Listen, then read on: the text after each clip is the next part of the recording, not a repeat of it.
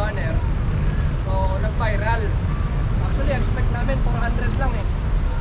So, nag-viral, doon pa lang sa page namin, more than 3,000 shares. So, kaya yung